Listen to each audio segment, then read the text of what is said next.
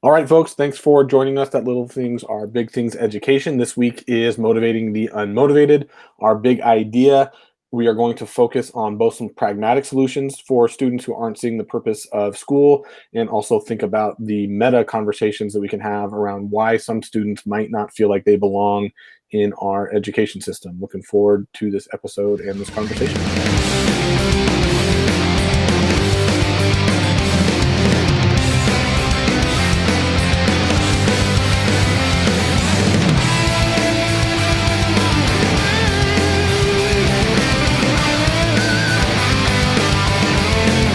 All right, he is back in Washington after driving across the country in like 2 days in his Three. brand new. We did it 3. Okay, 3 in his brand new WRX. I'm sure he obeyed the speed limit the entire time. Of course. 7 years math, 3 years challenge day. My best friend, great teacher, T Free. Hey, K-Dub's still kicking it in the PNW down in Portland with me. 11 years of social studies, middle school and high school. 20 years of athletics, coaching, all sorts of different stuff. My best bud, K-Dub. Hey, how are you doing? Thanks for listening to our Little Things Are Big Things podcast here. Little Things Are Big Things Education. You can check us out at littlebiged.com, or you can go to Peak State Mathematics, actually where I do my tutoring. Technically is what is powering this in the current moment. And don't forget to rate and review us. The what? We got to plug that tutoring work. Oh, absolutely. I'd love it.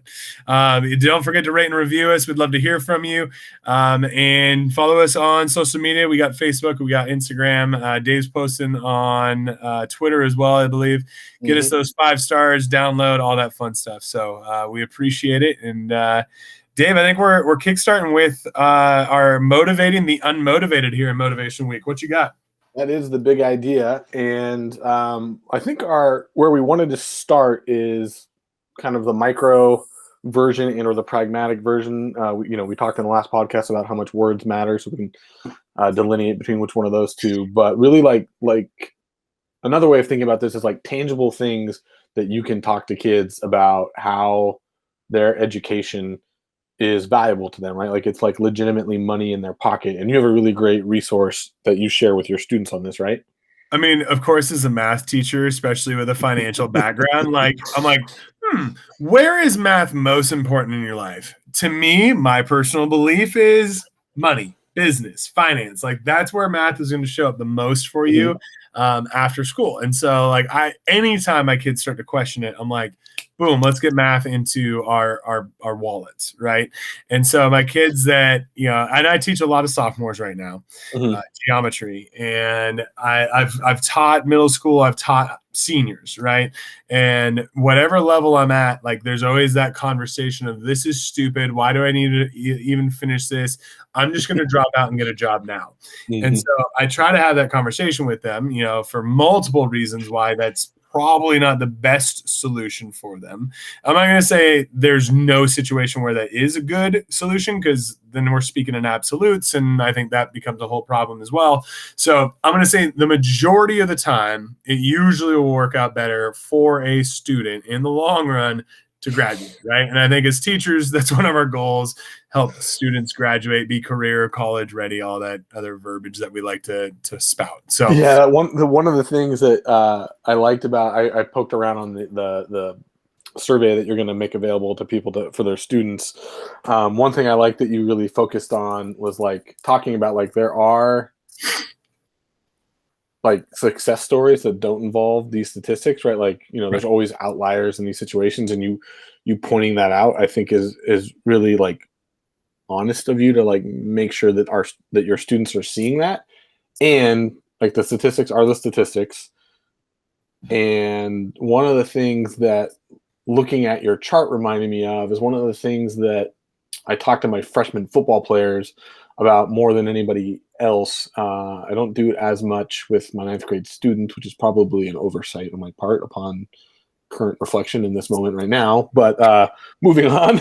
Always reflecting. The idea that like your job as a student, and maybe job isn't the right word to use, but that's the word I've been using, is to understand that when you come into high school, it's a little bit different from person to person, right? But like thinking about particularly the students that I work with on the football team, where we're predominantly talking about white males, right? Like every door is open to you at this point, for the most part, or at least a hell of a lot of doors are open to A you lot of doors, yeah. at this point. And your job at in high school is to keep as many of those doors open for you at the end of this 4-year journey as they are today. You might choose not to go through a door. Like, I'm not interested in being a doctor because blood makes me want to throw up, so I'm not going to go through that door. But to have that door available to you still when you end your process in school is really important. And what I liked about your resource is that conversation is kind of theoretical. Yours is much more like something that you can literally feel and touch. Right. Yeah. And so the form he's talking about, and yeah, we'll definitely throw it in the free resources for you. So go check it out and download it. Feel free to share it, modify whatever. Or if you think there's something to add to it, I'm happy to work with you. So shoot us an email. And it basically starts you off with like the national statistics of like level of education matched with annual average salary. And so you look at the different levels, and where I focused on was literally just the decision to graduate high school instead of dropping out. And so, and again, I'm working with sophomores. I do this about Christmas time because that's usually the first pushback right before winter break, where they're going to get burnt out. They don't really want to do math that last couple days going into break anyway. So this is one of those like really good life skill things to throw at them, but they're still practicing a little bit of numbers. And like I'm able to get them to realize that, hey, if you choose to stay in school and finish out junior and senior year, like you're going to basically make, and I'll let you guys go through the form. You can look at all the numbers later. Basically make like $350,000 to $400,000 more in lifetime earnings, right? And the numbers I think just real quick is like 38,000 on average if you graduate high school versus 30. I think is the numbers that are national averages. And so $8,000 a year, basically for 50 years of working time from age 18 to 68, which the new Social Security retirement age is like 67, 68, somewhere in there, right? And so, they got 50 years to work. That's $400,000 of lifetime earning incomes. I actually also go through some of the unemployment, and it's a little more fine-tuned than that. But still, the conversation's big picture comes back to this idea that if you were to break that down into just staying in class and doing your homework, taking your test and passing with a D, just graduate, right? D for diploma, get out the building, right? You are basically making $150 per class per day.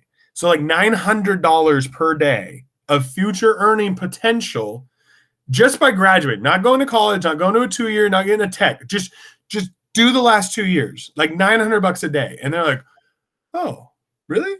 And I'm like, yeah. And then of course they forget this. Like I literally this last week, we were having this conversation right before spring break, another one of those opportunities. The kids are starting to burn out and like, why am I even doing this? I'm like, so you can make an extra $500,000. Like, oh yeah, you told us that, didn't you? And I was like, yeah, let's do the numbers again. And like, and again, like Dave spoke to, like obviously there's the person who's going to drop out because they have, opportunities to go excel and they have their passion. They've got this incredible drive, and whatever has motivated them to a level beyond the typical person, they're going to be a success. They're not going to be part of that statistic. But again, numbers are numbers for a reason. And if you are doing what the average person does, you typically will get what the average results are, right? Like in order to be above, like, abnormal, right? You got to do something that's not normal. If you want to be outstanding, you got to do that little extra. And so we have that conversation for sure. And then we have just a gut honest, reaction to, no, this is what's probably going to happen, So I think it's fun to see that. It gives them an actual dollar value. Even our tech department person was talking about how, like, I've seen this in a lot of different ways, but not like down to a per class just to attend junior, senior year. So it's kind of fun to look at it that way. I love that. And one of the things that in hearing you talk, and especially keeping in mind that they're 15, 16 years old and there are a lot of things going through their brains, and 90% of it has nothing to do with like future success or future rewards. Right. Thinking about how funny it would be to think about how much money that is for a week, and just every Friday give every kid like a fake check. You finished the week, you did everything you were supposed to. Here's your $4,500. There you go. Here's your $4,500 check for the week, boss, because of what you did. Yep. I think that would be kind of fun to do for a little while. It's just like that reminder, because we know kids need those reminders. All humans need them, but kids, especially at that high school age, have just so much going on in their lives, that would be really valuable. The other thing, and this is one of the things that I think why, when we were able to work together as coaches or on anything else as a project, that I felt like we made such a dynamic team. If I can toot our horns for a second, is you're so good at like this practical, like the tangible, the math, right? The numbers, like the hard fact stuff.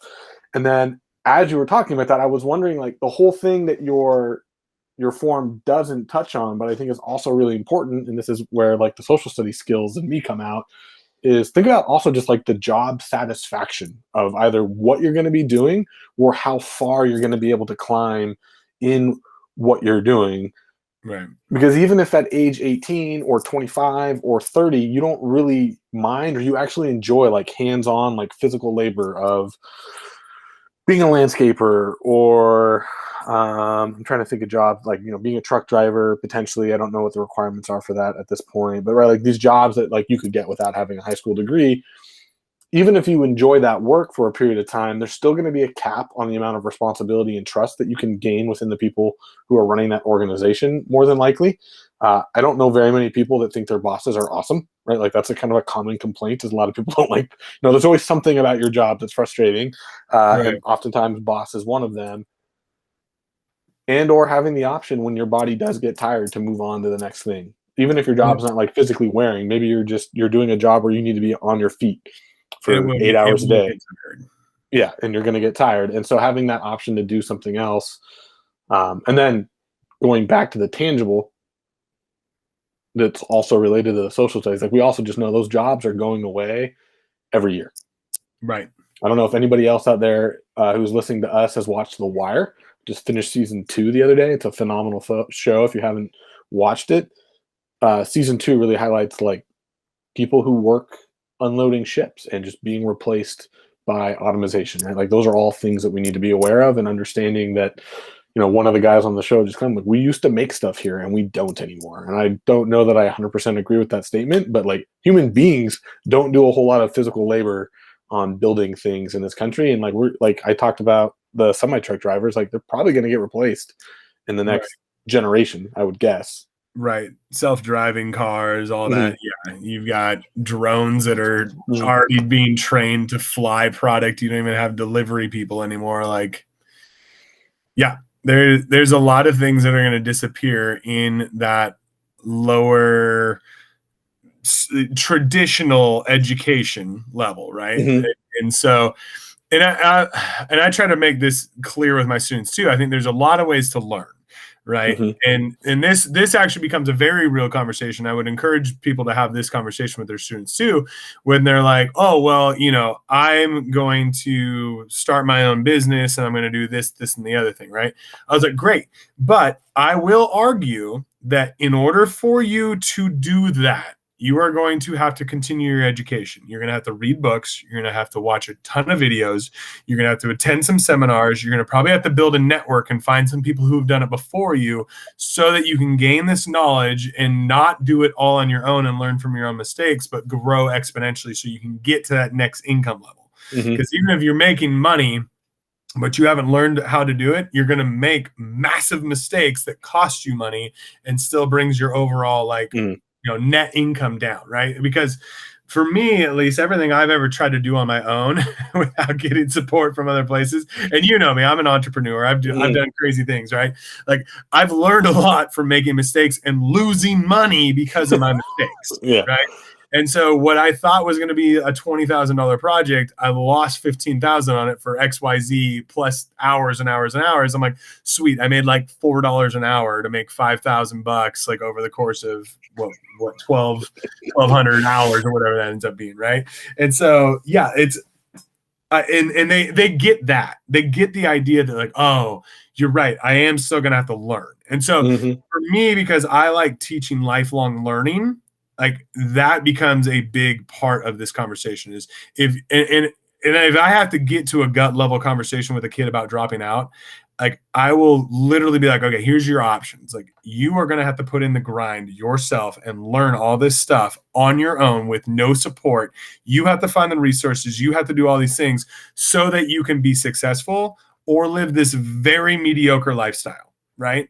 Like, and a lot of times like, oh, you're right. I don't really want to live that mediocre lifestyle. And I don't know if I'm willing to put in the grind yet. I'm like, of course you're not. You haven't practiced. Stay with me, practice the grind, figure out if you even like it, get through high school, and then you have lots of options. And like you said, keep doors open. Yeah, right. Because you can go enter the workforce. You know, I had this conversation with one of my players last year who, you know, smart kid, has all the, you know, all the advantages in the world, but just doesn't like school and wanted to do something that didn't involve having to even finish school, and got a job during the pandemic and was really liking that. And I was like, man, you can always graduate high school, go do the job that you're doing for 40 hours a week instead of 20 hours a week, or whatever the limits are for a kid who's 17. And then if you decide it sucks or it gets old or you just have a change of heart, you want something different in your life, you have the degree. You can go to community college. You can apply for, you know, some other university system, depending on grades and things like that. Like, you just keep the options open, right? Like, just finish the deal so that you can have another option moving forward. And so I like this idea of like the really pragmatic, like kind of money in hand, like job, career satisfaction of finishing school or doing well in school, right? Pushing kids to be motivated in that sense. I think there's another level of pragmatism or two that we can talk about. One that I know you and I both are closely connected to, both from our own experiences as students, but also, you know, we both coached, and that is athletics, right? Like, there are a lot of kids who have reasons that, like, I don't like school, like talking about the same kid I was just talking about, but grades were always better before football season and during football season because we had rules, and then there's eligibility rules and things like that. And, you know, students will do things because they want to play basketball or they want to play soccer or whatever their thing is. So I think that's another really good example of a carrot that is out there for kids, is the idea of being able to do something they love that can get taken away if the grades aren't taken care of. Right. And I think that's that balance too of like our carrot and stick idea, right? There's the I want to play, and if I don't perform, it could be taken away. So there's the two side to that. Yep.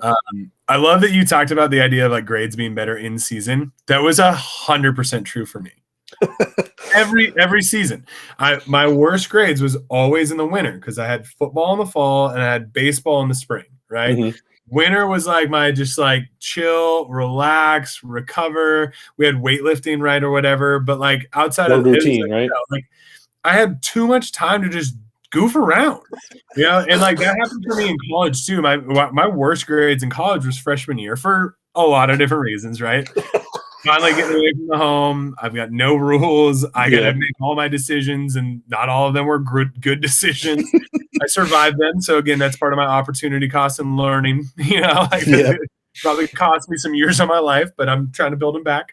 But, you know, like once I walked on and I played college football, like I had structure again. And even for me in like my life now, I notice that I am much more efficient, productive, and I show up better when I don't have 4 hours to sit around at home, but I have like rec volleyball, or, you know, like I coach or I DJ the high school sporting events. Like I've got some other commitment that keeps me more structured.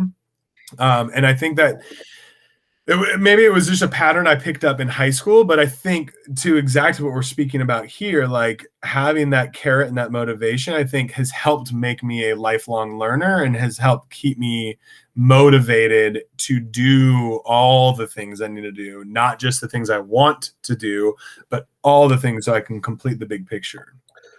So athletics is one version of this, kind of like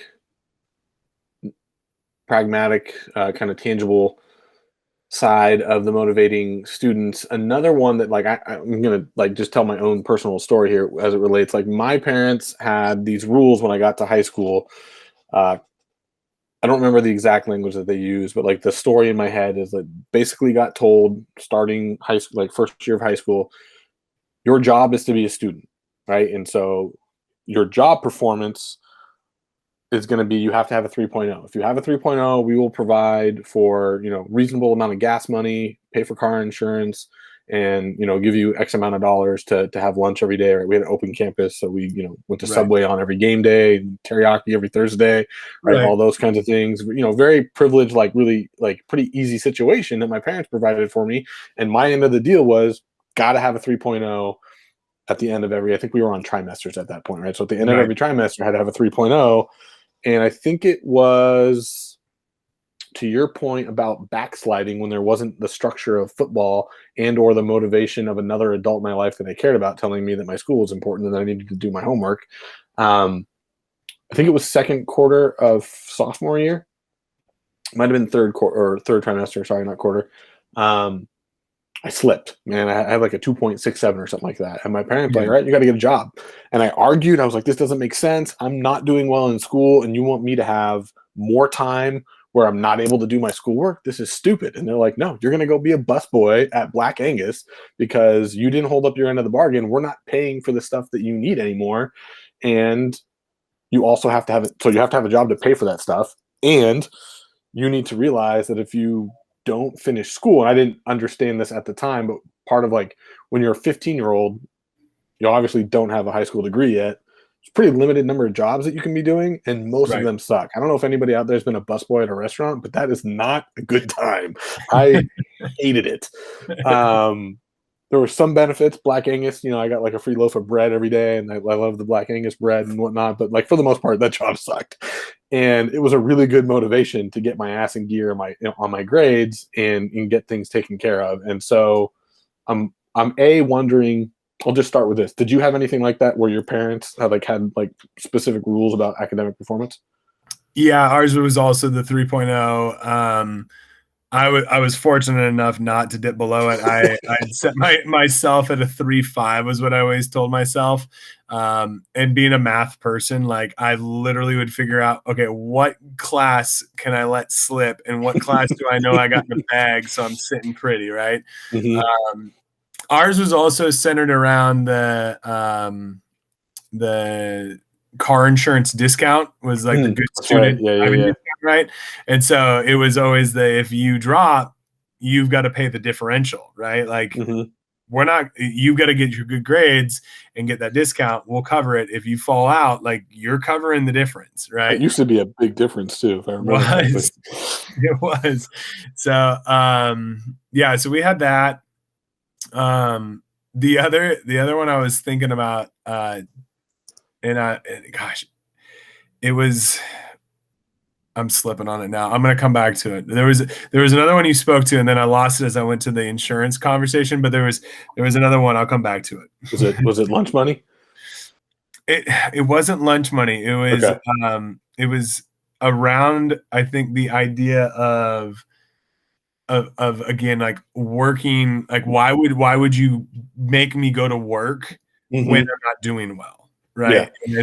That double up concept of like almost like a safe like area to learn that if I can't do one job well, I'm gonna get myself in a hole, and I have to get out of the hole or I stay in the hole. And the only way to get outside the hole is to work twice as hard. And I've got students that do this every single semester, right? They come to me at the end of the quarter or semester, and they're like, Freeburg, what do I do to get to a D or a B or an A, whatever it is, And I think you were sharing a story just moments ago because you finished a quarter about this too before we started the podcast. But like this idea of, you didn't do work for 3 or 4 weeks. You are going to do 3 weeks of work in 1 week. Mm-hmm. Go. One other thing, and I there's so much really interesting information out there about like memories and how our memories work. So while I'm fairly certain that this actually was never told to me, in my brain it was, so I've held on to it as like my stepdad, my dad telling me, so part of the reason that you're doing you've still got your school job, you're also going to go be a busboy at Black Angus.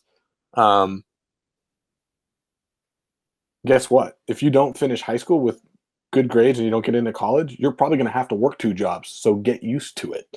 Right. As a part of that lesson. And so my second question for you was, I've been at a number of schools where we have tried to take those, I call them parent-esque permissions, right? Like those things that you get if you live in a household where like you're economically okay.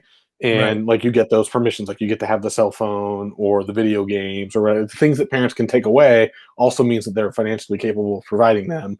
Right. So talking about being at a school where we're trying to think about what are some things that we do at school that we can use some carrot and stick action on, right? So at Kenyon Park, we had this thing called Knights Day. And depending on some things, right, like you could lose out on being able to go to Knights Day. I think we pretty much always got everybody to the finish line on that. But because nobody, from a teacher standpoint, like secret to the kids, like no teacher wants to be in that detention room on Knights Day. Like we all want to be out making ices and stuff and playing foosball with the kids. But anyways, we were always trying to come up with different ways to create that kind of carrot and stick of fun things or opportunities at school that were based on academic success. The only one that I remember being particularly successful at Kenyon Park, we had an ice cream sandwich party at the end of I think we were on semesters at that point, so we did them every quarter. And you could get them for most improved, right? Like anybody who made like a dramatic improvement in the grade, or anybody who had a 3.5 or more, they would have an announcement that came on at the end of the day on a Friday, I'm pretty sure. And like you got out of the last half hour of class and you got to go down to an ice cream sandwich party for that. And there were a number of kids who it was a little thing, but it was a nice thing, especially for those kids who were on the improvement wave that I know that there were students who that meant something to. Like that was a little bit of a motivating factor, at least in terms of when they were going to do that 3 weeks worth of work to catch up. They would at least make that push at the quarter instead of waiting until the semester potentially. Have you had any success with anything like that? Small ones in my own class. I will create headphones.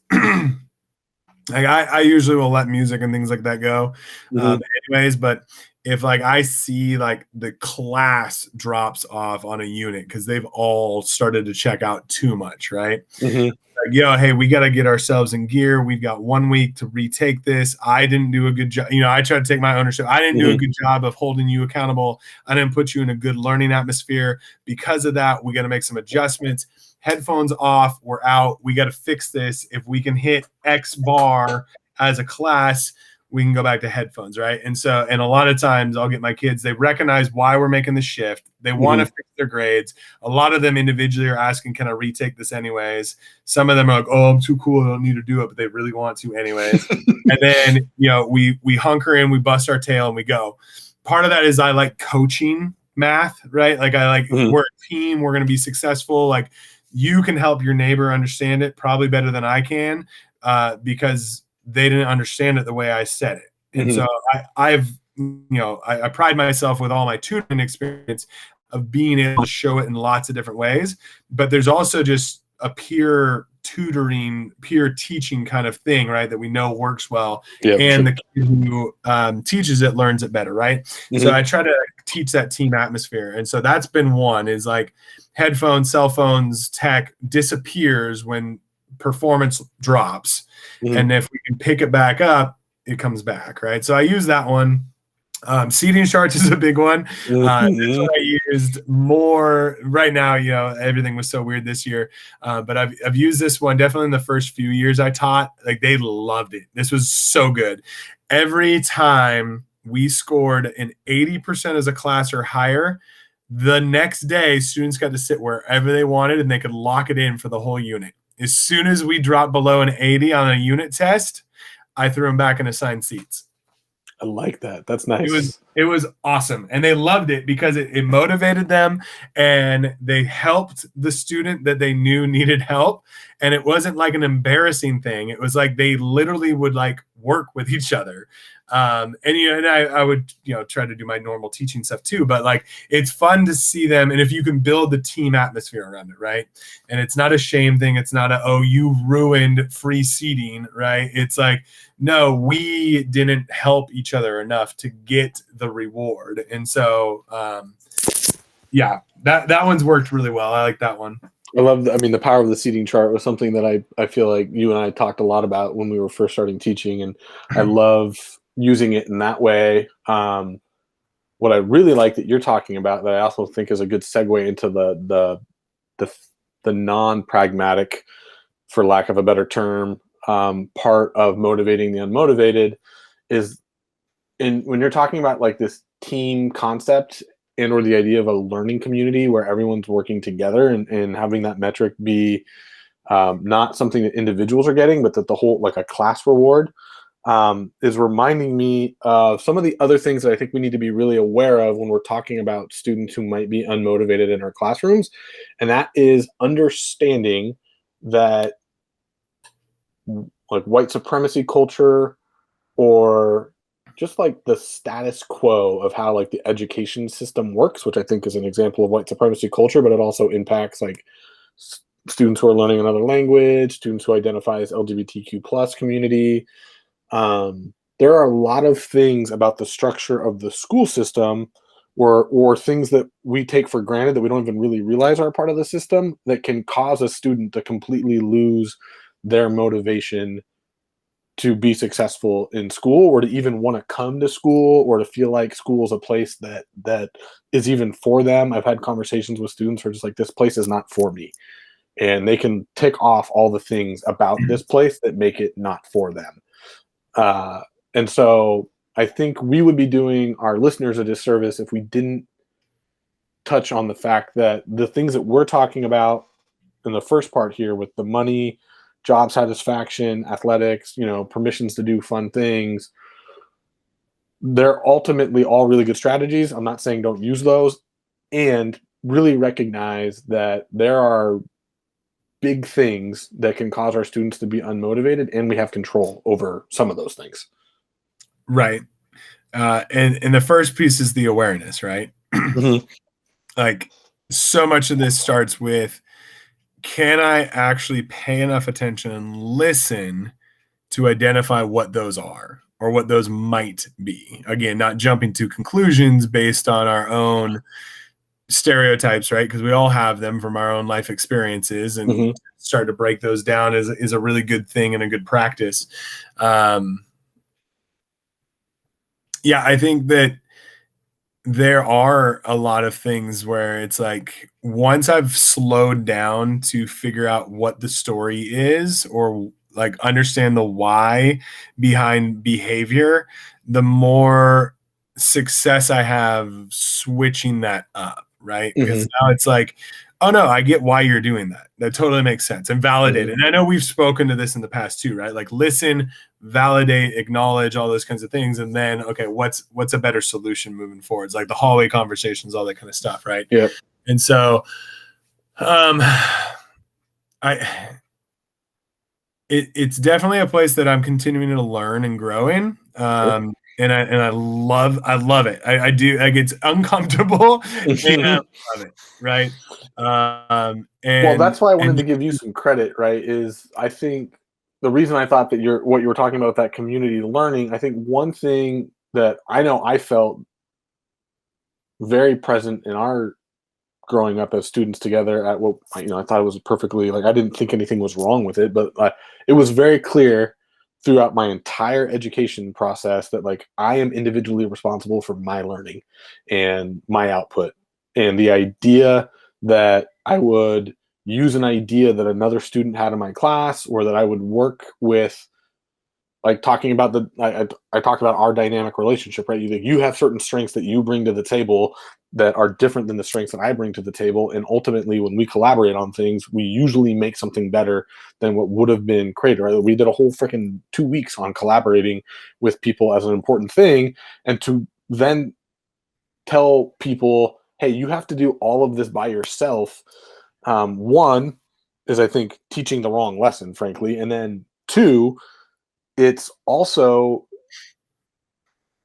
something that is very clearly, I am learning, a part of like Western or like white culture of the idea that learning happens individually. So the idea that you allow your students to work together to attain a goal is one example of rethinking what the classroom can look like, so that it's not always centering the default way that society has been designed to work. Well, and I mean, if we look at any of the modern surveys of what employers are looking for, they're all looking for communication and collaboration. Mm-hmm. Like if we're not teaching that in our classroom, we're definitely doing a disservice to our students. Like they need to recognize, how do I help? How do I work together? And like, I mean, I always hear, you know, like, oh, I hate group projects because so and so never does their part and I'm the one carrying the load. It's like, yes, and you know, you're going to be in a position where you're going to carry a lot of loads for people if you're a top achiever. Mm-hmm. Just plain and simple. Get used to that. That's why that's why you're going to make more money than your counterparts a lot of times, is because you're pulling their weight, and hopefully someone recognizes you're doing that. They recognize the value add, and you get compensated. If not, go find another job. And see, you know, who's valuing that. The other part of that, though, is there are people that have had different life experiences that don't know how to do all those pieces. And if you can help teach those pieces, you're going to better the entire whole. And it teaches you to be a trainer. There's a lot of good to it. I don't know if education equity or whatever is the right term there, but like, I think when you do start to work as a group and a squad, like you can, you know, like what's that, the phrase, when the tide goes up, all the boats rise, or whatever, Mm-hmm. right? Yeah. You know, like this idea that if we can all work together, we can all become a part of this. You're still going to have some people that, you know, are going to shine. They're going to do their thing, Yeah. but I think you get a better product out of the whole. Yeah, and I think to even push that idea of like that group dynamic, because you do hear that all the time. It always cracks me up, like the number of students who say that they don't want to do group work because they're worried that they're going to do all the work versus how many people are. It's like, oh, 70% of the students are worried that they're going to do all the work. The math doesn't add up here. But another thing to really keep in mind with those things is, for those students, is like, well, are you even giving space for someone else to try and do something, right? Like a lot of students who are high achievers, there's a lack of trust in their peers. And so they'll think that they have to do everything when they don't. So that's Right. one thing that I will challenge my students on a regular basis is, well, did you even give them a chance to do the thing that you wanted them to do, or that you're complaining that you had to do all the work for? The second thing is, with different cultural backgrounds that our students have, they might not recognize that they are someone who could insert themselves in a position of leadership, or offer up an idea of what the project might look like, or to talk first, right? Might have been you, could have been another teacher I was talking to, that was just talking about a student from East Africa who was raised in a culture where women had some pretty restrictive expectations. And so a student who's coming from that background is less likely, I know I'm making some of these assumptions that I warned us about making in our connections episode, but when students come from a background like that, there's a chance that they might not step up to the plate unless they're pushed to, or unless the people who are used to stepping up first intentionally make space for that. And that's one of the things that I'm really pushing on. We have a rule in our Socratic seminars now in our remote setting.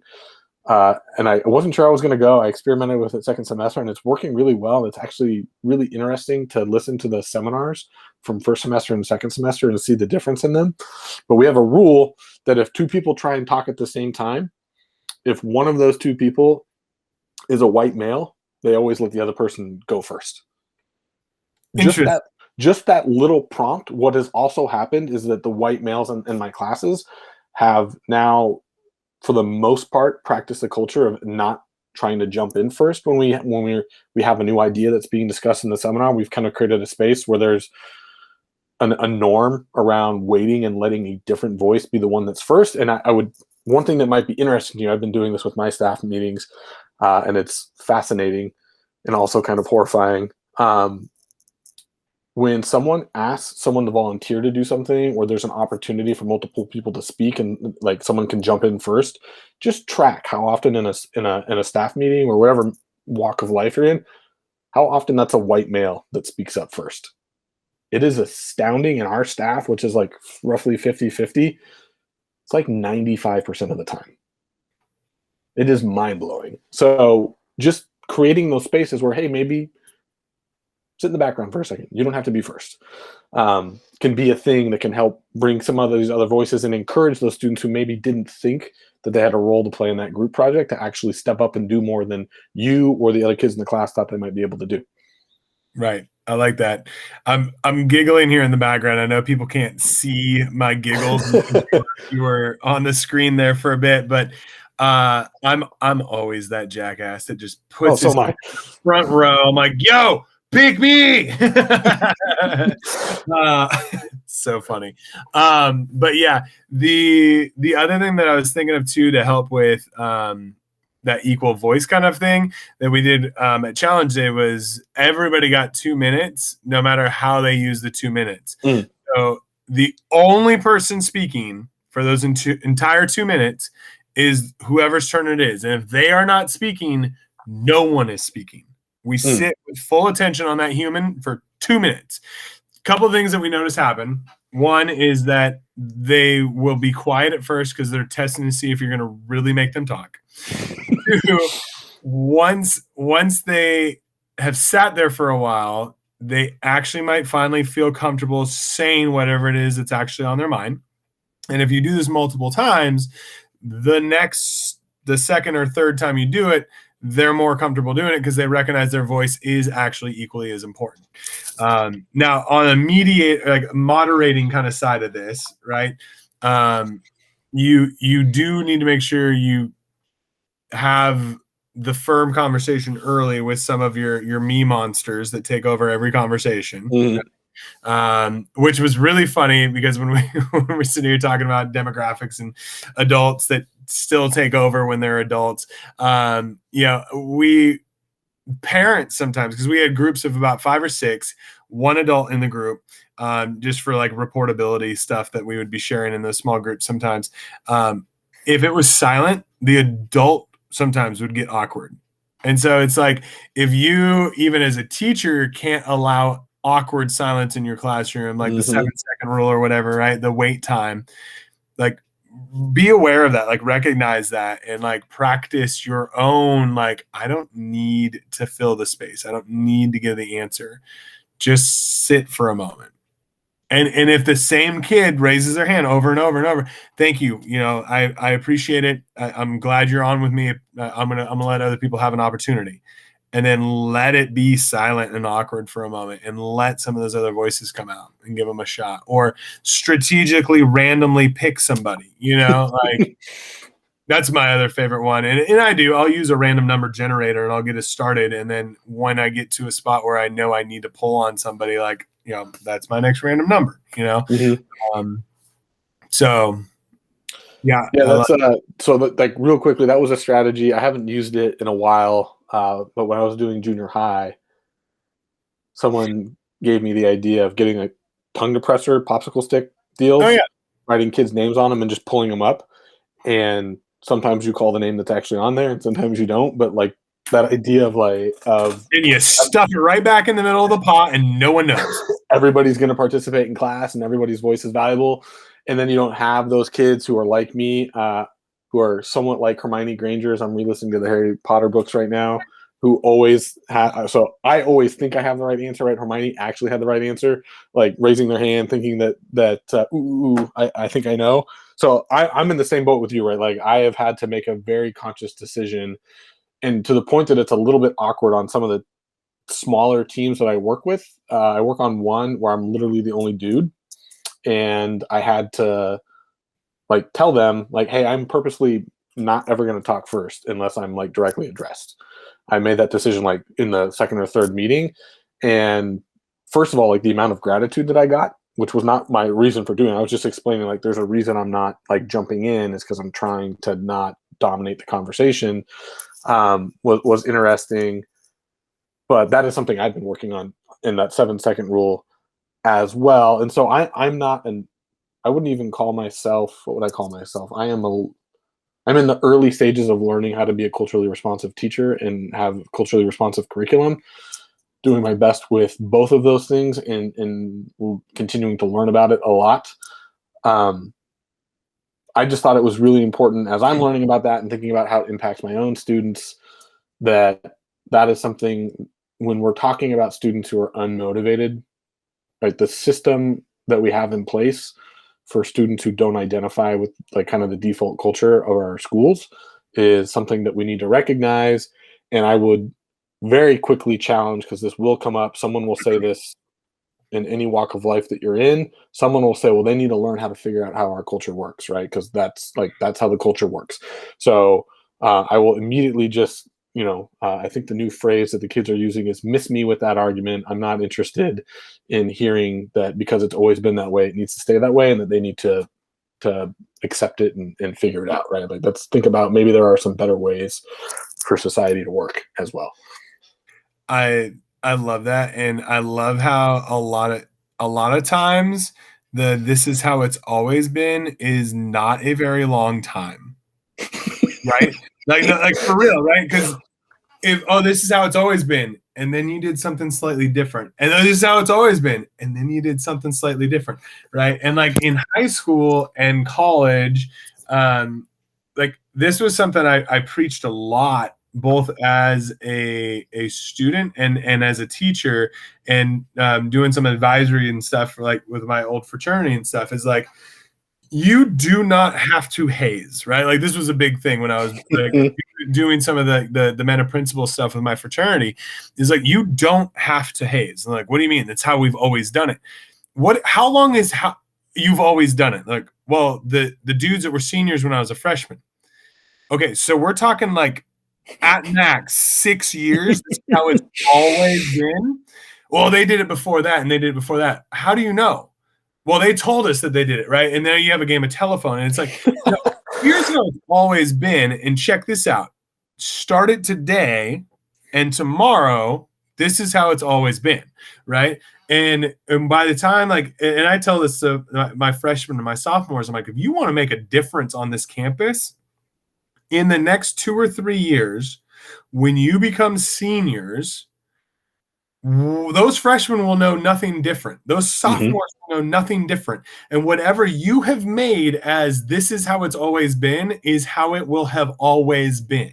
You can rewrite all of that in a matter of years. That's why I love teaching 9th graders. Oh, so good. Like, so good. There's 2 things from that. I do think it's a relevant counterpoint or rebuttal when someone says this is how things have always been, to be like, yo, bro, really the only constant in the world is change. We might not like it, but it's the only constant. And then the other thing that I have to remind myself of, because again, we've mentioned it multiple times in the podcast, we're probably pissing some people off, but like we both come from a really solid place of privilege, right? Like white males in the Pacific Northwest, middle income, higher income families, we've been fine. But the other thing to always remember is, even if this is always how we've done it, guess what? It's always been harmful, and it's always sucked for a large group of people. Right. So again, miss me with this is how it's always been. Like this is not, who cares? Because it's also always sucked, and it's also always meant that, and this was another thing that was important when we were thinking about it directly in our school. Our student population is overwhelmingly white middle-class students. That is just a fact about our school. We're in Portland, but first of all, like, just to be honest, Portland's one of the whitest, quote unquote, urban areas in the country. There's a reason for that, because there's a long history of racism and white supremacy in Portland that has made Black people feel uncomfortable living here.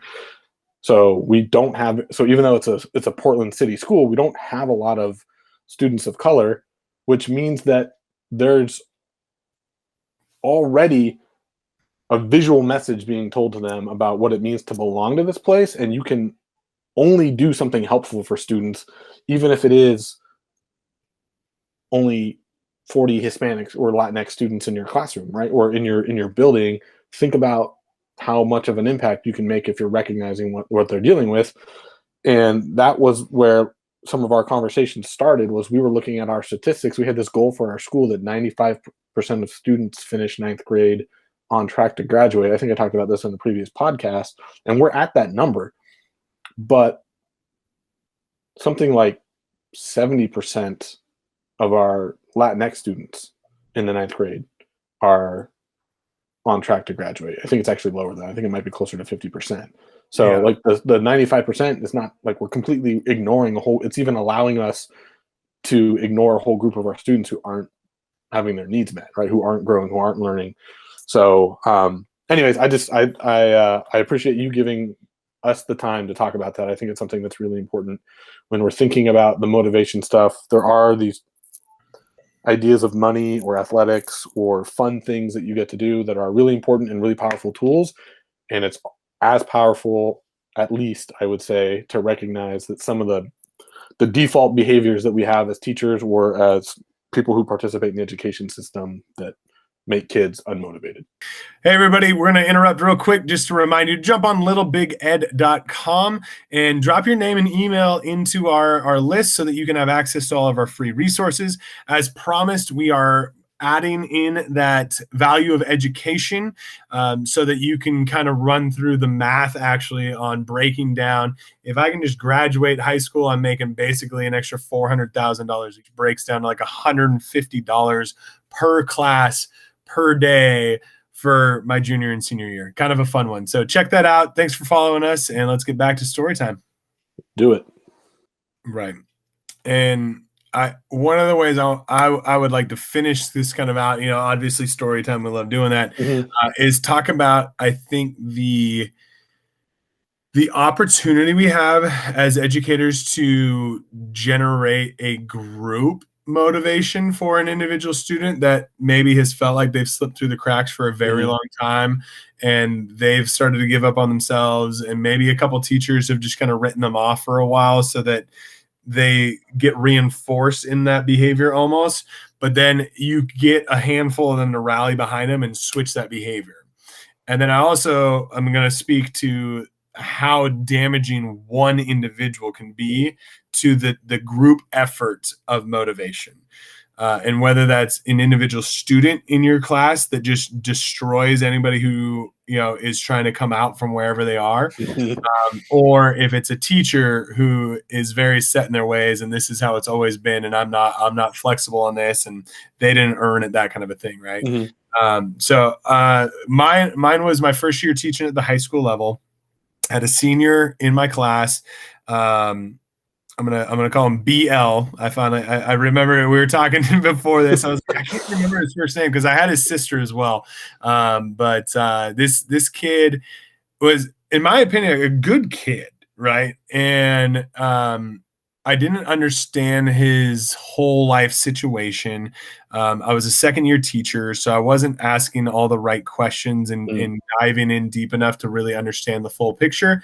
But I knew enough that I knew that if I got the right connection, he would start to work for me. And I never gave up, right? And we talk about that, never give up, and how powerful that can be. And so, week after week after week after week, no homework. I'm barely scraping by on just attempting test, so they're not zeros. And part of that's because I'm like, just put something in there so I can like try to give you points, right? And like the idea of like, okay, I'm trying to help. I'm here when you're ready. Come back, right? And he's a senior. He'd failed a lot of classes. He was like very much on the bubble of even just being able to graduate. I know there'd been a lot of conversations with his counselors about what was going to be required, and he had to pass all 6 classes because he was in credit recovery kind of stuff at this point.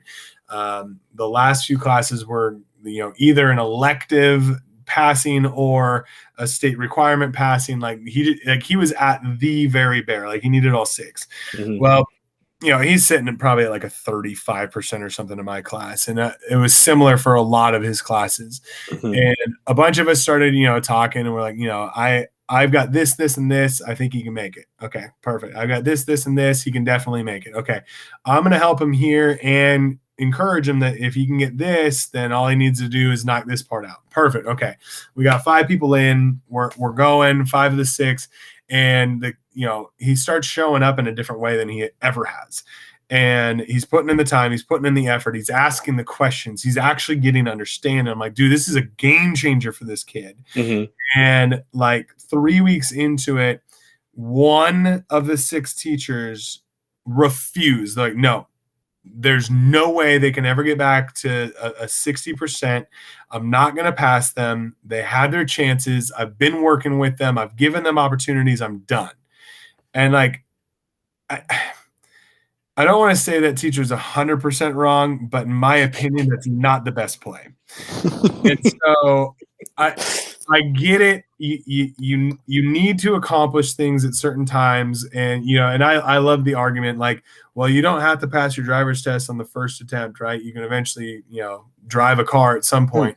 And, and then there's the other, like, like, I can't just give everybody everything, and there's got to be due dates and things like that. And I'm like, yeah, like if I go and I'm just a complete jerk to the woman of my dreams and she dumps me, it doesn't mean I'm going to be alone for the rest of my life. It just means I might not get that girl. Right? And so, or your partner, whatever. And I was so frustrated because like I'd been putting in work. 4 other teachers have been putting in work. We got to a spot where this kid game changed his entire approach to his education. One teacher held on, dug their heels, and was like, no, I'm going to hold true to my teaching belief. And, this is what they had. They had their fine lines, they're infinite. But you know what ends up happening? Literally the next day, kid comes in. He's like, yo, Freeburg, I appreciate your help. So-and-so is not going to let me pass. I'm done. I'm dropping.